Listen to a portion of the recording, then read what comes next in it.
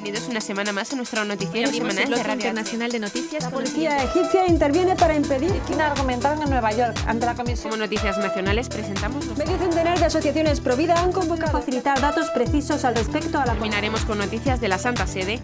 Vaticano recoge firmas para defender a no nacidos. Desde la Conferencia Episcopal Italiana. Bienvenidos una vez más a nuestro noticiario semanal de Radio HM. Hoy les saludamos Gemma Díaz y Marian Samino. Era el 13 de mayo de 1981. San Juan Pablo II, en el Papamóvil, recorría la plaza de San Pedro saludando y bendiciendo a los fieles. De pronto, el turco Ali Aka sacó un arma y disparó contra el Papa, que cayó gravemente herido. Este atentado no acabó con su vida porque una mano materna intervino. Mientras San Juan Pablo II se recuperaba en el hospital, pidió toda la documentación sobre la Virgen de Fátima. Más adelante, el pontífice empezó a trabajar para cumplir el segundo secreto de la Virgen, en el que la Madre de Dios pedía que se consagrase Rusia a su Inmaculado Corazón. Una imagen de Nuestra Señora de Fátima le fue llevada al Papa en Castel Gandolfo y el santo pidió que se construyera en Polonia una pequeña iglesia en la frontera con la Unión Soviética, donde fue colocada la imagen mirando hacia Rusia.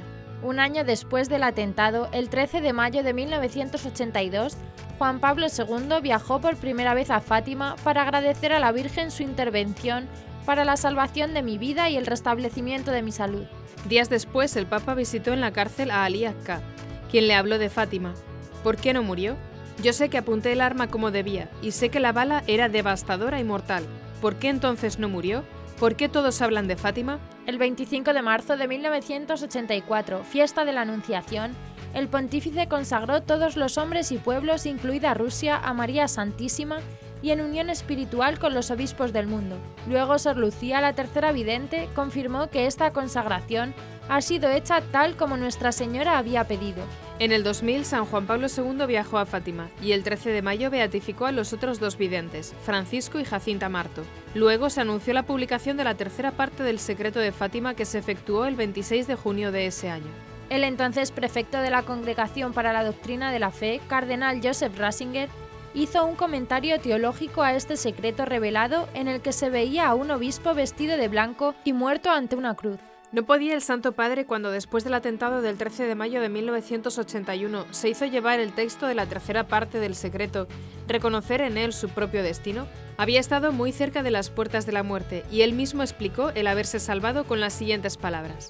Fue una mano materna a guiar la trayectoria de la bala y el Papa agonizante se paró en el umbral de la muerte. 13 de mayo de 1994, destacó el cardenal. Que una mano materna haya desviado la bala mortal muestra solo una vez más que no existe un destino inmutable, que la fe y la oración son poderosas, que pueden influir en la historia y que al final la oración es más fuerte que las balas, la fe más potente que las divisiones, enfatizó. Comenzaremos con las noticias de interés internacional. Siria, el dramático llamamiento de un misionero salesiano. Italia.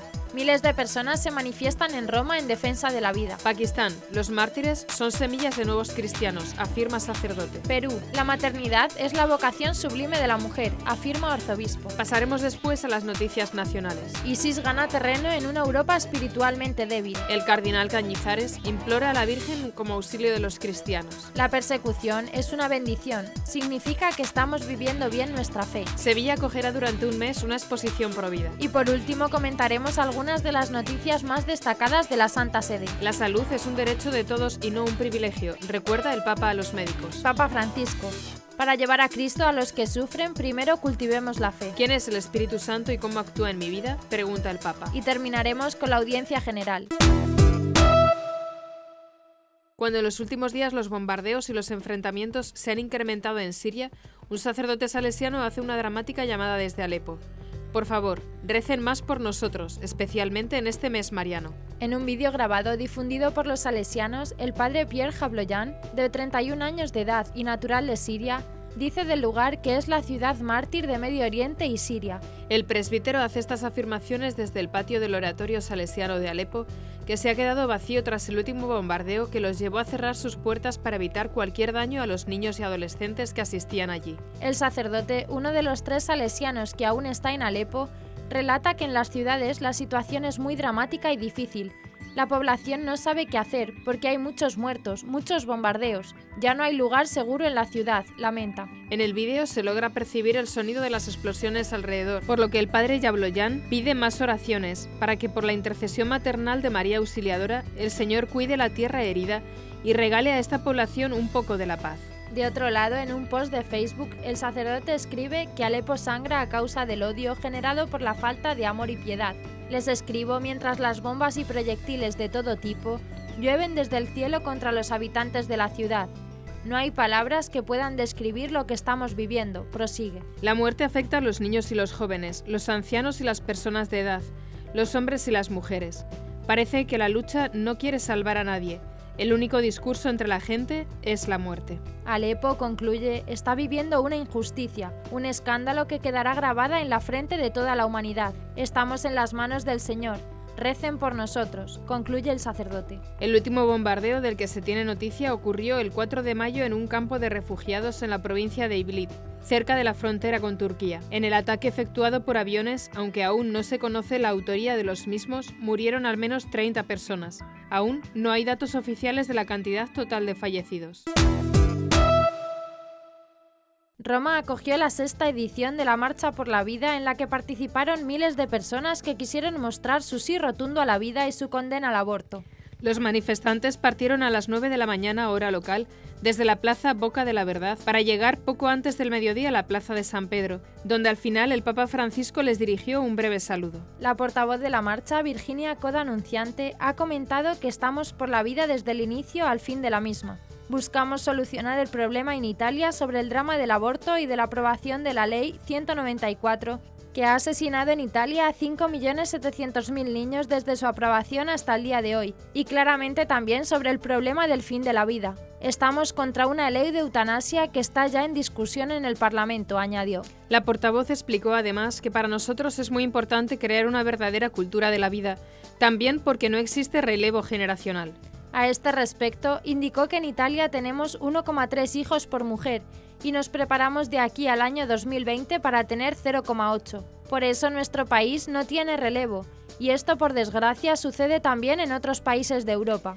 Frente a esto, pedimos al gobierno italiano que en lugar de gastar unos 200 millones de euros al año por la Ley 194 en los hospitales, se busque dar este dinero a las familias para incentivar los nacimientos. En concreto, sobre la Marcha por la Vida, subrayó que busca realmente sensibilizar 360 grados sobre un tema que en nuestra sociedad es muy importante. La Marcha por la Vida 2016 ha tenido el apoyo de 114 asociaciones extranjeras de 29 países de todo el mundo. El mayor número de adhesiones fue de Estados Unidos de América, con 29. Después le siguieron Francia, España, Bélgica, Irlanda, Canadá y Polonia. En la manifestación participaron los principales líderes pro vida de algunos de estos países. A pesar de que Pakistán, un país donde el 95% de la población es musulmana y los cristianos suelen sufrir discriminación o ataques, la Iglesia asiste a un florecimiento de vocaciones sacerdotales y a la vida consagrada, afirmó el padre Inayat Bernard, rector en el Seminario Menor de Santa María en Lahore. En declaraciones a la agencia vaticana Fides, explicó que en el seminario hay 26 jóvenes preparándose para el sacerdocio. Ellos se sumarán a las 23 ordenaciones celebradas desde comienzos de 2015 entre diocesanos y religiosos. Mientras tanto, en el Instituto Nacional de Teología de Karachi estudian 79 seminaristas mayores y en el Seminario Mayor dedicado a San Francisco Javier en Lahore hay otros 96. Estas cifras presentan un futuro prometedor para la Iglesia Católica en Pakistán, sin olvidar las muchas vocaciones en las órdenes religiosas femeninas. Un signo de esperanza que infunde confianza y valor aún en las dificultades, afirmó el padre Inayat. Es cierto que la comunidad cristiana, en la complicada situación sociopolítica de Pakistán, a veces sufre de discriminación o hay incidentes de violencia, como el ataque que tuvo lugar durante la Pascua en Lahore, mientras que los ataques terroristas golpean de forma indiscriminada a objetivos religiosos, civiles y militares. Sin embargo, dijo que estas dificultades no afectan a nuestra libertad ni a la fe de la gente, más bien la fortalecen y hoy estamos disfrutando de los frutos. Es cierto que a veces experimentamos el martirio, pero esto es en sí mismo semilla de nuevos cristianos y sigue siendo un don de Dios que solo a través de la fe puede comprenderse y vivirse, concluyó el sacerdote. En su mensaje con ocasión del Día de la Madre, el arzobispo metropolitano de Piura, Perú, Monseñor José Antonio Eguren, afirmó que la maternidad es la vocación sublime de la mujer. A la vez, recordó la importancia de esta vocación para la sociedad y en la vida de fe de los hijos. La maternidad es la vocación sublime de la mujer. Ella ha recibido de Dios la vocación de acoger la vida, abrazarla, protegerla, darla a luz, alimentarla, sostenerla, acompañarla y de esta manera realizar en gran parte su ser de mujer. Por ello, qué importante y urgente es hoy en día valorar la dimensión de la maternidad en la vida y la cultura de una sociedad, manifestó Monseñor Eguren.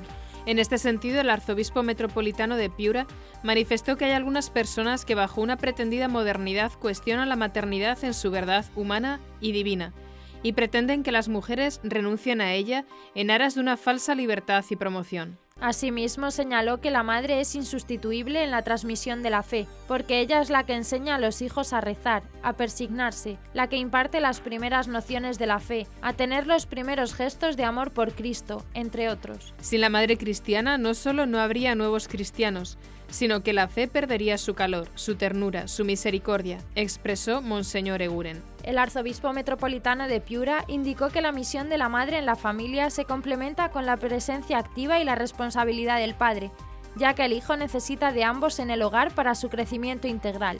Además, citó la exhortación apostólica Amoris Laetitia, para recordar que el amor entre el padre y la madre es importante para un hijo, porque es percibido como fuente de la propia existencia, como nido que acoge y como fundamento de la familia. Por otro lado, hizo un llamado a la sociedad y al Estado peruano para que estén siempre al lado de cada mujer que espera un hijo, rodeándola con todos los servicios y cuidados que sean necesarios, y para que protejan laboralmente a las embarazadas con programas, leyes y políticas que permitan armonizar la vida laboral de la mujer con sus deberes de madre en el seno de su familia.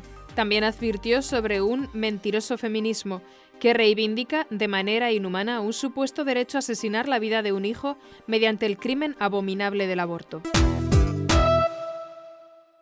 El refugiado sirio Claude Cérez, antiguo profesor de la Universidad de Alepo, que tuvo que salir de Siria tras el asesinato de su hija por parte de los yihadistas, afirma que la situación de persecución que los cristianos sufren en Oriente, especialmente en los territorios dominados por el Estado Islámico, podría producirse en Europa ante la debilidad espiritual que muestran las sociedades occidentales. Este ha sido uno de los mensajes que ha transmitido durante el encuentro que ha mantenido con estudiantes de la Universidad Abat Oliba CEU de Barcelona, después de aludir al exterminio que sufrieron los cristianos que vivían en el Imperio Otomano a principios del siglo XX.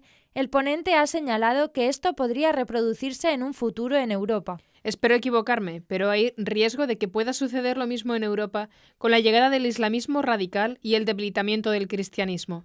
De hecho, Europa ya es parte fundamental del engranaje de ISIS, pues de países europeos proceden muchos de los terroristas islámicos. La crisis de espiritualidad también juega aquí un papel central, a su juicio, pues en el Estado Islámico hay expertos en detectar jóvenes con vacío existencial que son luego captados. Se trata de personas que se alistan en la yihad porque han perdido la noción de la familia, la noción de Dios y la noción de sus raíces, ha expuesto. Según ha explicado, el conflicto en Siria pone en riesgo una realidad de convivencia entre religiones que ha durado 14 siglos y que a pesar de todas las dificultades aún pervive. En Siria, cristianos y musulmanes nos enfrentamos juntos al hambre y la miseria, ha descrito. Además, cristianos y musulmanes moderados comparten también el desgraciado hecho de ser objetivo común de la violencia del Estado Islámico. Para la armonía interconfesional e interétnica en Siria, la desaparición de los cristianos de Oriente sería un desastre, ha apuntado Cérez, pues históricamente estos han jugado un papel de puente entre las distintas comunidades sirias,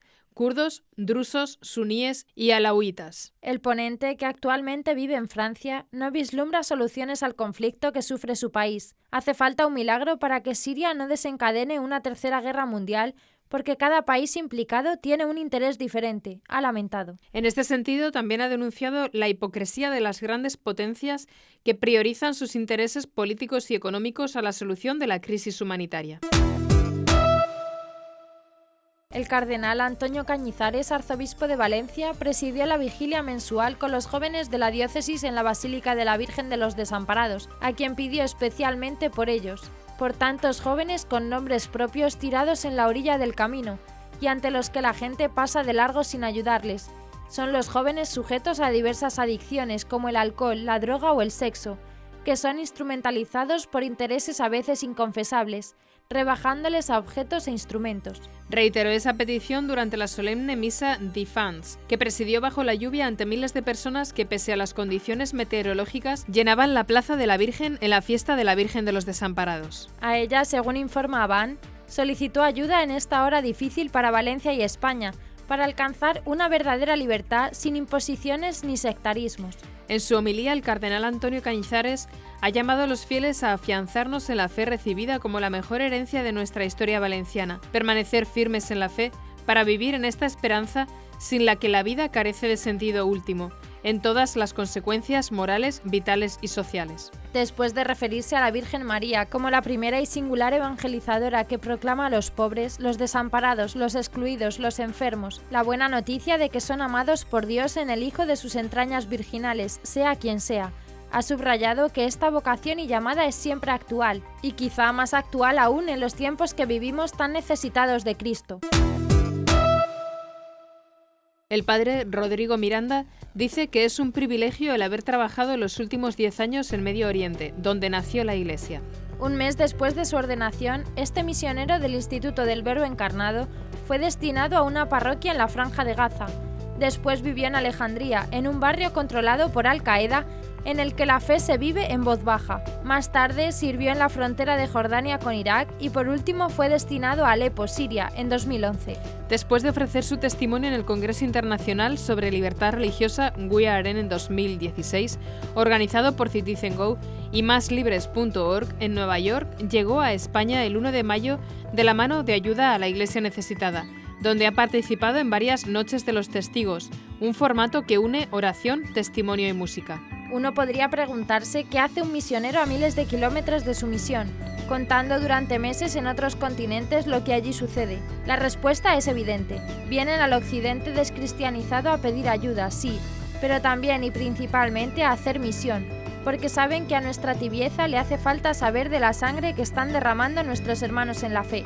Nosotros, que tenemos horror al martirio, necesitamos que un misionero que ha celebrado la misa mientras caían obuses a su alrededor nos diga que lo que más le impresiona es que aquellos cristianos degollados, bombardeados y perseguidos jamás se quejan, jamás culpan a Dios. Mientras en Occidente se hablaba de una oposición moderada participando en unas manifestaciones que los sirios jamás han visto, unos cristianos fueron asesinados, cortados en trozos y colocados en bolsas en la puerta de una universidad siria con un cartel que decía «No tocar, son cristianos». A partir de ahí se suceden miles de historias. Secuestros y asesinatos de sacerdotes y laicos, religiosas, laicas, tomadas como esclavas sexuales, abusadas hasta 15 veces al día.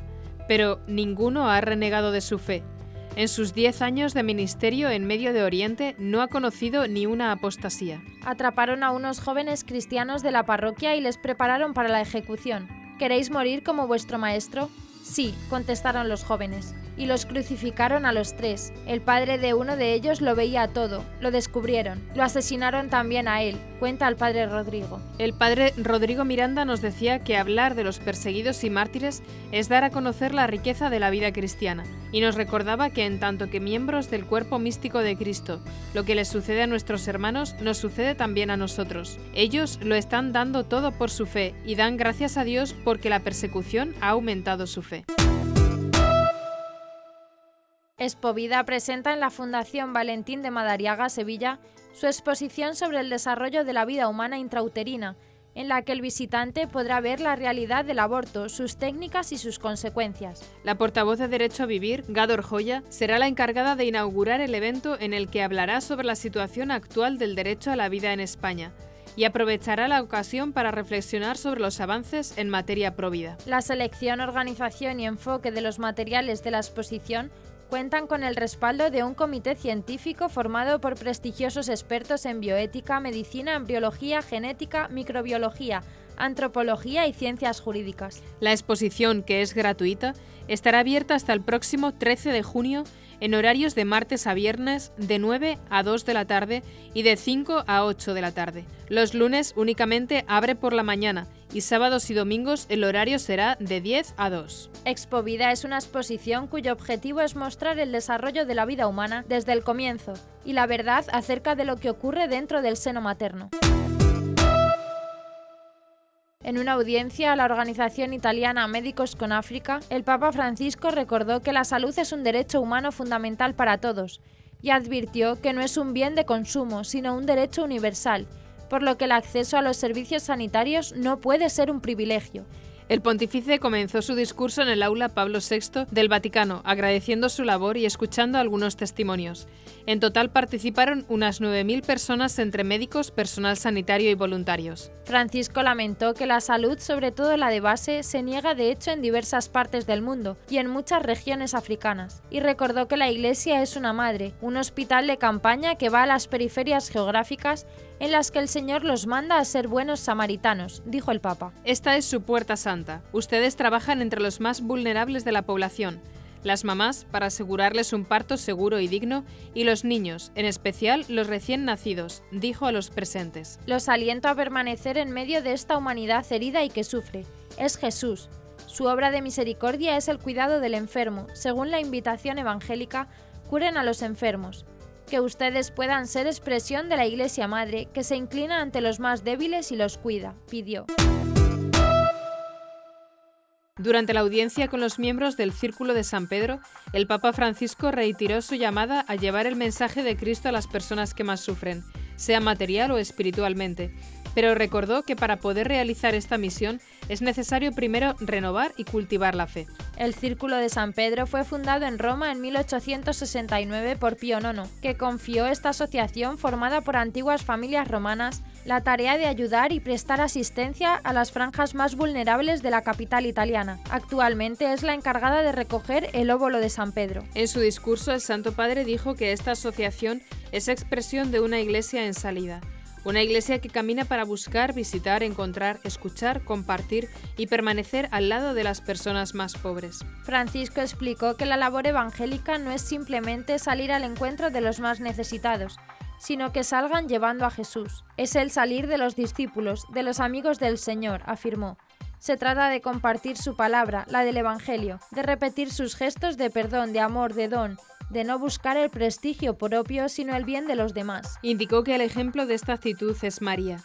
No se cansó de salir, de ir deprisa para encontrar y llevar la visita de Dios, como hizo cuando fue a visitar a su prima Isabel. Finalmente, para llevar la visita del Señor a los que sufren en el cuerpo y en el espíritu, debemos cultivar la fe, esa fe que nace de la escucha de la palabra de Dios y crea una comunión profunda con Jesús. Los animo a proseguir su testimonio al servicio del Evangelio de la caridad, a ser cada vez más signo e instrumento de la ternura de Dios hacia cada persona, especialmente las más frágiles y las más descartadas, expresó. El Papa dedicó la homilía de la misa en la Casa Santa Marta a hablar del Espíritu Santo y explicar cómo obra en cada persona si de verdad se le recibe. El Papa comentó las lecturas de la liturgia del día y dijo que muchos aseguran haber aprendido del catecismo que el Espíritu Santo está en la Trinidad, pero luego no saben más sobre el Espíritu Santo. El Espíritu Santo es el que mueve la Iglesia, es aquel que trabaja en la Iglesia, en nuestros corazones, es el que hace de cada cristiano una persona distinta a la otra, pero de todos juntos hace una unidad. Es aquel, continuó, que lleva adelante, abre las puertas de par en par y te invita a dar testimonio de Jesús. Francisco siguió diciendo, es aquel que en nosotros nos enseña a mirar al Padre y a decirle, Padre. Nos libra de esa condición de huérfano a la que el espíritu del mundo nos quiere llevar. El Papa advirtió entonces que el cristianismo no es una ética, es un encuentro con Jesucristo. Y es el Espíritu Santo el que me lleva a este encuentro con Jesucristo, añadió. En la homilía aseguró que esta semana nos hará bien reflexionar sobre qué hace el Espíritu Santo en mi vida y preguntarse si nos ha enseñado el camino de la libertad. El espíritu que está en cada uno me impulsa a ir fuera. ¿Tengo miedo? ¿Cómo es mi valentía? La que me da el Espíritu Santo para salir de mí mismo, para testimoniar a Jesús. Y busquemos hablar con Él y decir, sé que tú estás en mi corazón, que tú estás en el corazón de la Iglesia, que tú llevas adelante la Iglesia, que tú haces la unidad entre nosotros, pero siendo diferentes cada uno de nosotros, en la diversidad de todos nosotros. Decirle todas estas cosas y pedir la gracia de aprender, pero en la práctica, en mi vida, ¿qué hace Él? Es la gracia de la docilidad a Él, ser dócil al Espíritu Santo.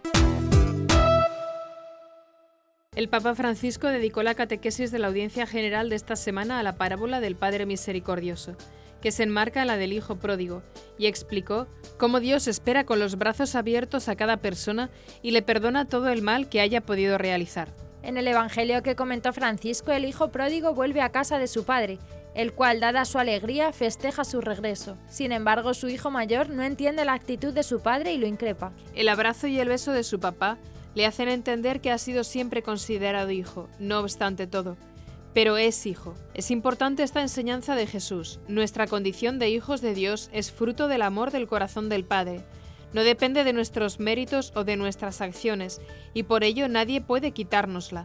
Nadie puede quitárnosla, ni siquiera el diablo. Nadie puede quitarnos esta dignidad, afirmó. Francisco explicó a los fieles que Jesús nos recuerda que en la casa del Padre no se permanece para recibir una recompensa, sino porque se tiene la dignidad de hijos corresponsables. No se trata de baratear con Dios, sino de estar en el seguimiento de Jesús, que se ha donado a sí mismo en la cruz, y esto sin medidas. La parábola termina dejando el final en suspenso. No sabemos qué cosa ha decidido hacer el hijo mayor, y esto es un estímulo para nosotros. Este evangelio nos enseña que todos tenemos necesidad de entrar en la casa del Padre y participar de su alegría. Hermanos y hermanas, abramos nuestro corazón para ser misericordiosos como el Padre. Terminó.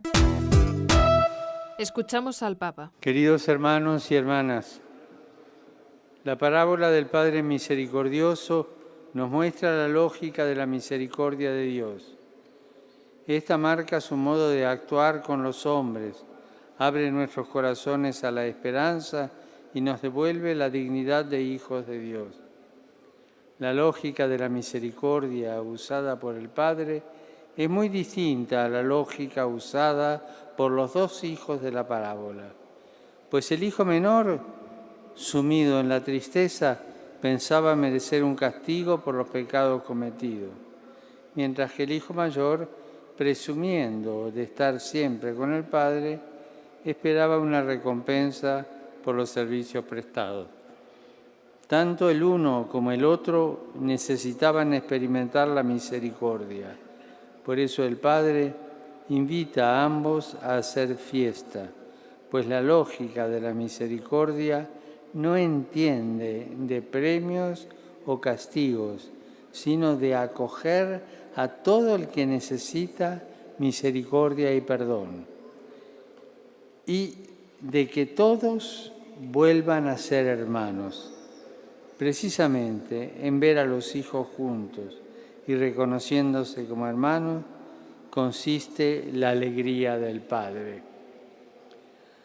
Saludo cordialmente a los peregrinos de lengua española, en particular a los grupos provenientes de España y Latinoamérica.